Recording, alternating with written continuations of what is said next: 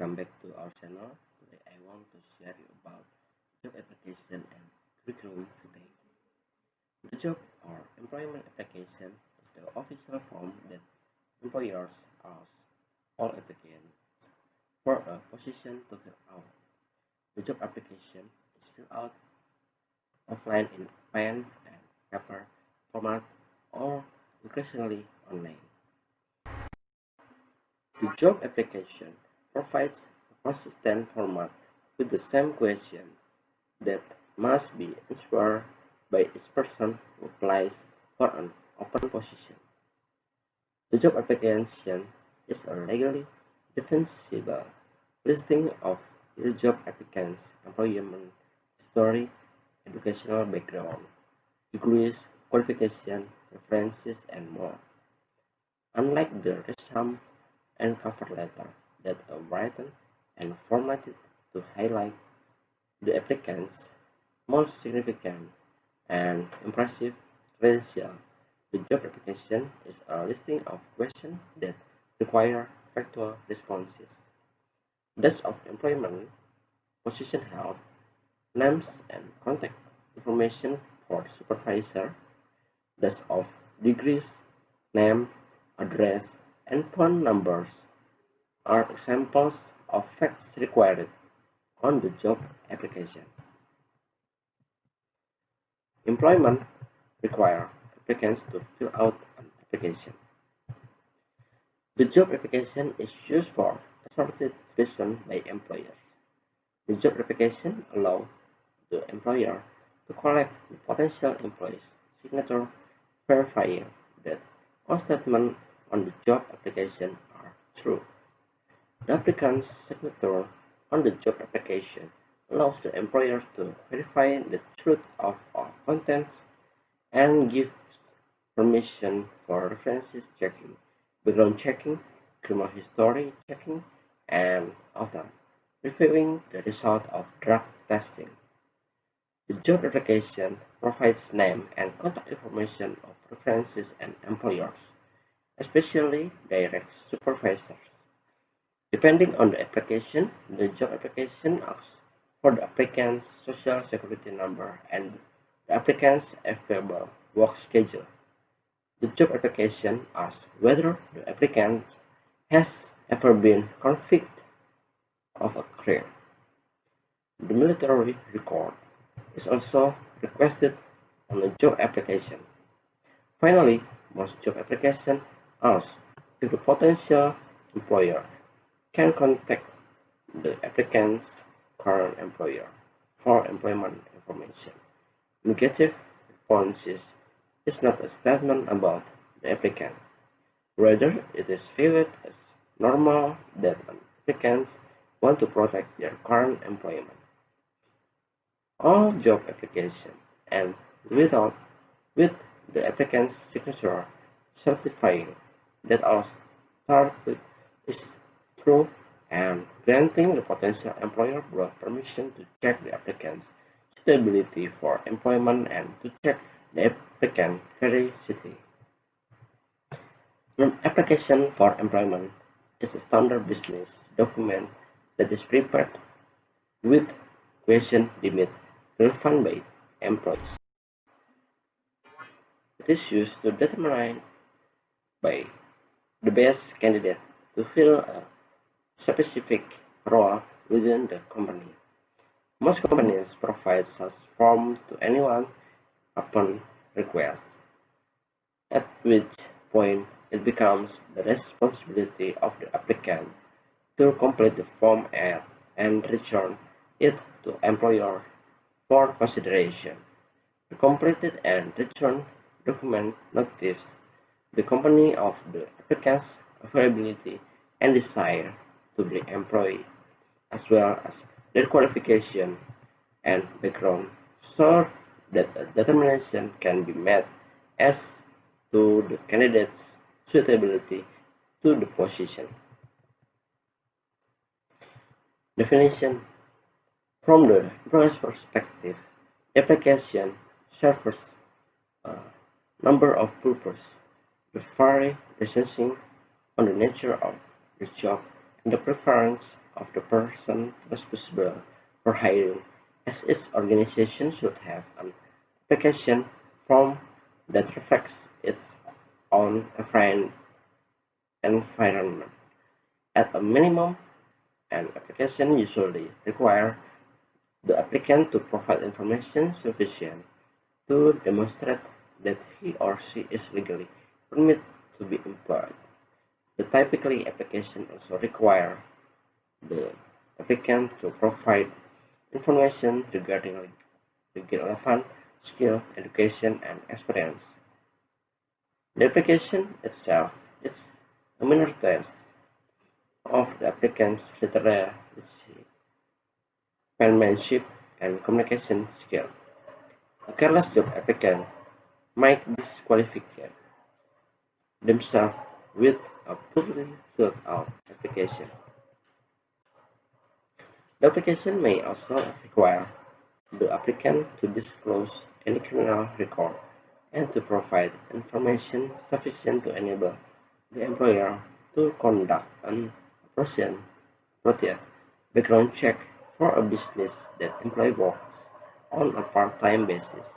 The application may inquire as to the applicant's availability at specific times and or days and preference in this regard.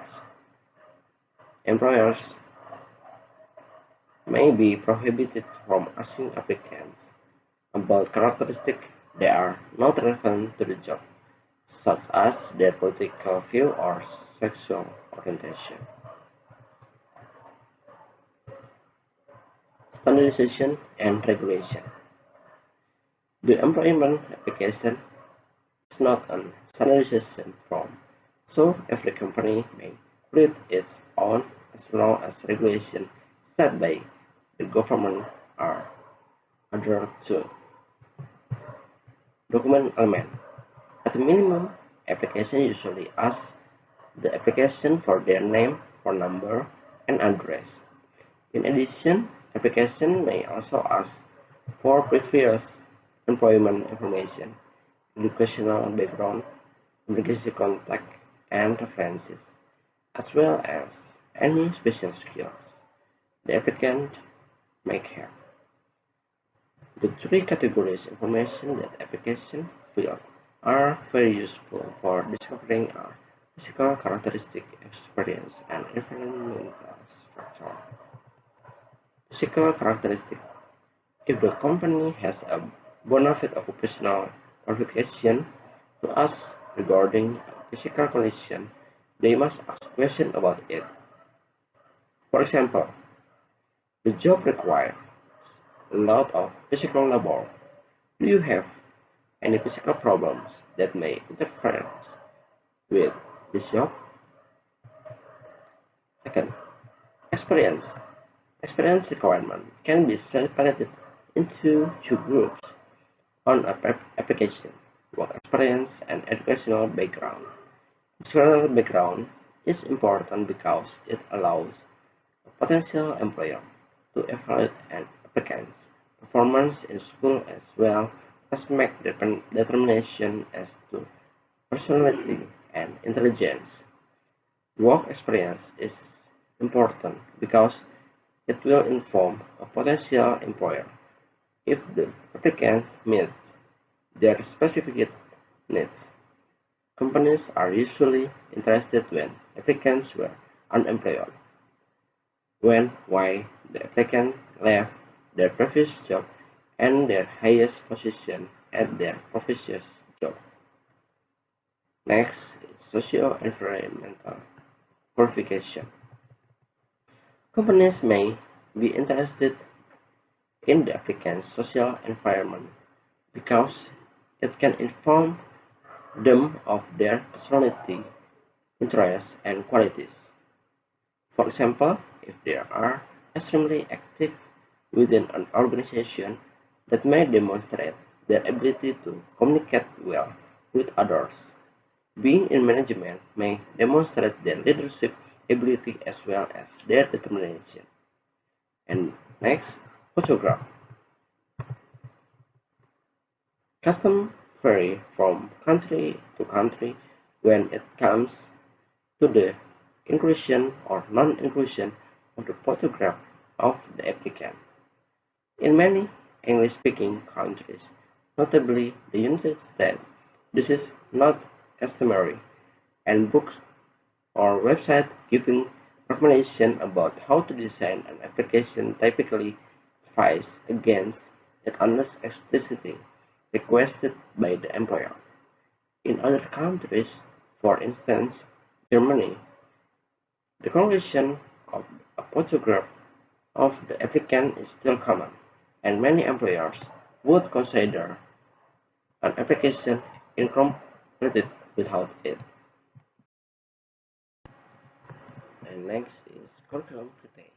A CV, or short for the Latin phrase curriculum vitae, which means course of life, is a detailed document highlighting your professional and academic history.